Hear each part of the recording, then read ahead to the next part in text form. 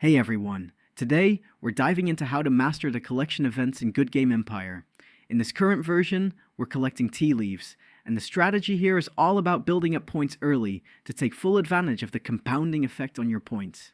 Simply put, the event is about doing fake PvP attacks on players, using the event attack option, and looting their tea leaves, troops, and tools don't get used for the attacker, or defender making it useful for testing PvP. This is supposed to be anonymous, but it's possible to know who sent an attack for some players. The same way you can make points, you could also lose them if you were to get attacked, and lose making it important to have a good defense or play while in protection mode.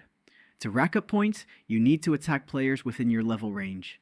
Just make sure you use the specific event attack button, not the normal attack button. Why is day 1 so important? Because you get a daily bonus based on the total points you already have. Building up a massive point pool on days 1 and 2 is the secret to maximizing your rewards. When it comes to level ranges, you can attack anyone higher than you, but there's a limit on how far down you can hit. You can easily test your specific range by checking different players in the rankings. My personal strategy is to find weak targets who won't defend. Look through the rankings for players with no alliance, small alliances, or dead accounts. Castles left on the map with 0 troops or very few. A great place to look is right where new players spawn in, which happens to be where my castle is located. Ideally, if you are max level like me, you're looking for targets with under 2 million might and legendary level 480 plus, who have a bad defense setup, ideally prone to a shield maiden attack using fast troops or an easy normal attack. On day 1, bookmark the best 50 of these targets or make note of them somehow. Bookmark every single one of them so you can farm them again the second their cooldown ends. If you run out of standard bookmark slots, don't worry. You can use your Alliance bookmarks and your archive for extra space to archive the spy report of the player or battle report. Once you build this list, keep it. You can reuse these exact same targets for future events. To hit the maximum event reward, the ideal number of points you want to secure on day 1 is 14,684 to hit 120,000 on the last day. Here is a breakdown of this. Here's what that points breakdown looks like for each day of the event.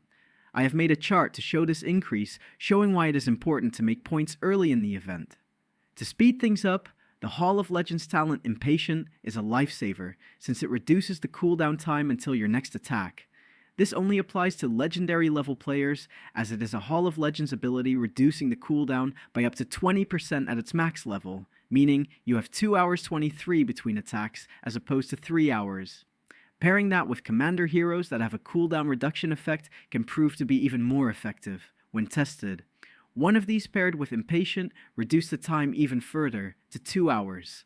I'll actually be dropping a full video soon on setting up your Hall of Legends and also which heroes are worth saving, so keep an eye out for these. The best part about this event? Troops and tools are not consumed for either the attacker or the defender. It is completely risk-free, making it the perfect sandbox to practice your PvP setups and have fun PvPing with other alliances without the worry of any losses. Even better, if you are currently in protection mode, you can freely attack unprotected players without any fear of retaliation. The commander look item you get for free at the start of the event contains an empty gem slot, making it useful for PvP sets, allowing 5 gems to be used instead of 4. Making it potentially worthwhile for PvP applications outside of the event attacks, and also in the event to create stronger commanders and more combinations. Make sure to remove any gem before it expires. If using a temporary version, refer to my video on this for more information. To get more points per hit, make sure to equip look items on your commanders. The game gives you 1 free 5% extra tea leaves looted.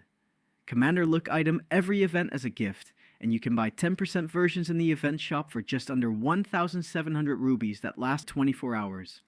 While another type of point boosters exist and can be bought for rubies, they aren't super necessary for this mass farming method, though they are great if you happen to hit a high value target with a ton of points stacked up. Now, for a few tactical tricks. Some players like to send a normal attack first to clear out defenses before the event hits.